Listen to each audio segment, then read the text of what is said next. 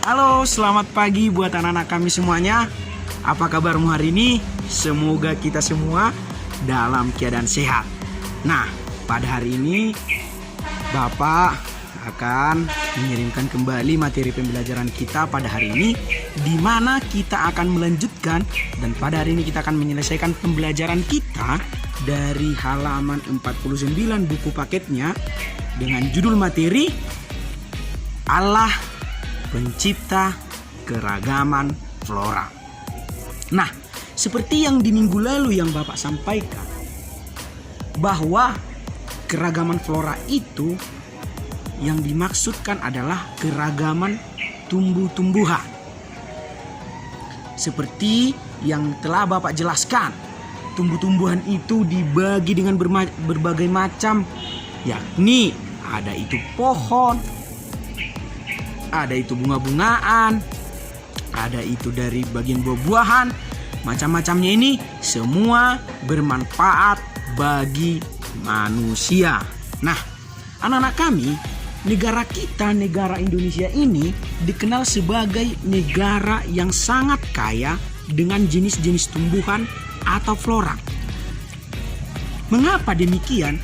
Hal ini juga berhubungan dengan materi pembelajaran kita di minggu yang lalu, di mana pada minggu yang lalu kita telah belajar bahwa Indonesia itu memiliki dua musim, yakni musim kemarau dan musim hujan.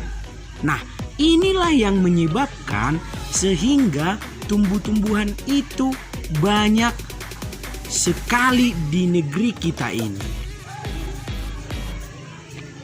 Karena di negeri kita tidak ada musim gugur, tidak ada musim salju, atau musim-musim lainnya seperti yang ada di benua-benua Eropa lainnya.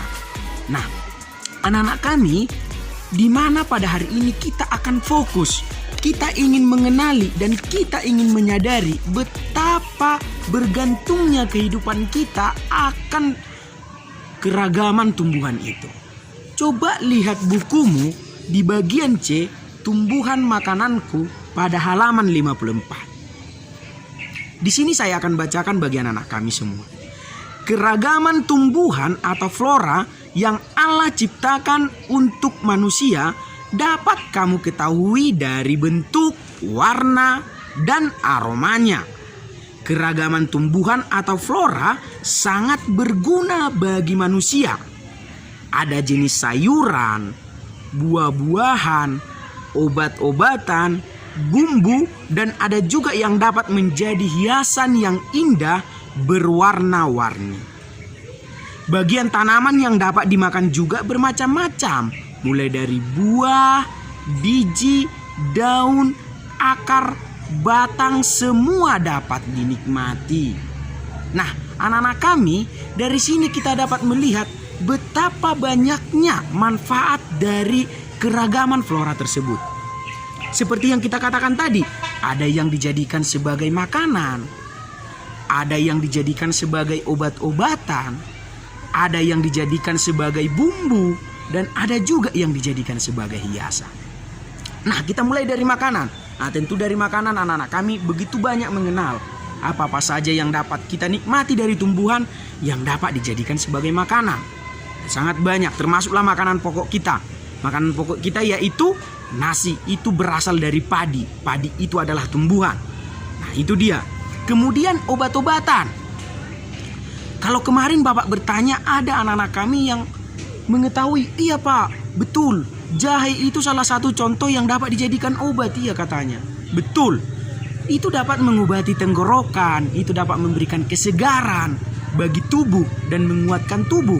Jahe itu berasal dari tumbuhan, iya. Dan masih banyak lagi. Kemudian ada yang jadikan sebagai bumbu. Betul sekali, bumbu-bumbu yang kamu nikmati di rumah itu yang membuat makanan menjadi wangi, menjadi lebih enak, itu berasal dari tumbuh-tumbuhan. Dan kemudian apa lagi? Menjadi hiasan. Nah, salah satu manfaat seperti tanaman yang kamu lihat anak-anak kami yang ada di samping Pak Sanop ini, Bapak sengaja sekarang mengajar di alam supaya kalian lihat betapa beragamnya dan betapa berpengaruhnya tumbuhan itu, pohon-pohonan ini menjadi hiasan, menjadi memberikan kenyamanan bagi orang-orang yang ada di sekitarnya. Jadi tumbuhan itu merupakan suatu hal yang sangat dekat dengan kehidupan manusia. Sangat dekat dengan kehidupan manusia. Nah, sekarang anak-anak kami diminta untuk mengenali dan mengingat kembali apa-apa saja yang kita dapat nikmati dari keberagaman tumbuhan ini. Nah, di sini anak-anak kami diminta untuk mendaftarkan makanannya selama dalam 1 minggu. Apakah itu berasal dari tumbuhan atau tidak? Nah, kalau berasal dari tumbuhan, coba anak-anak kami daftarkan seperti yang ada di halaman 54 ini. Ketika kalian telah mengetahui ini, telah mendaftarkannya, betapa bersyukurnya kita sebagai manusia bahwa Allah telah menciptakan, telah memperlengkapi terlebih dahulu kepada manusia. Diberikan dulu tumbuh-tumbuhan. Pada hari yang ketiga Allah menciptakan tumbuh-tumbuhan ya. Pada hari yang ketiga Allah menciptakan tumbuh-tumbuhan supaya kebutuhan kehidupan manusia dapat terpenuhi. Hal inilah yang perlu kita syukuri. Kita syukuri dengan cara apa Pak Sanop? Apakah hanya dengan berdoa? Dengan berdoa tidak mampu hanya menyebutkan rasa ungkapan syukur, tetapi dengan senantiasa memberikan perawatan, tetap menjaga kelestarian lingkungan. Itulah yang paling diminta dari sikap bersyukur yang anak-anak kami boleh tunjukkan. Nah, anak-anak kami boleh memulai dari hal-hal kecil, seperti yang ada di sekitar rumahmu, seperti yang ada di sekitar sekolahmu. Kamu boleh merawatnya, membersihkan, mengambil dari hama, menyingkirkan yang tidak baik itu dari sekitar tumbuh-tumbuhan itu, sehingga tumbuhan yang ada di sekitar rumahmu, baik itu bunga-bungaan atau pohon atau segala apalah yang ada di sekitar rumahmu, itu boleh terawat dengan baik. Nah, dengan demikian kamu telah menunjukkan sikap bersyukur untuk menjaga dan peduli terhadap lingkungan. Nah, demikianlah pembelajaran kita pada hari ini. Terima kasih buat anak-anak kami. Salam sehat buat kita semua. Semoga anak-anak kami menjadi orang-orang yang mampu menjaga kelestarian lingkungan kita semuanya. Terima kasih. Salam sejahtera buat kita semua. Shalom.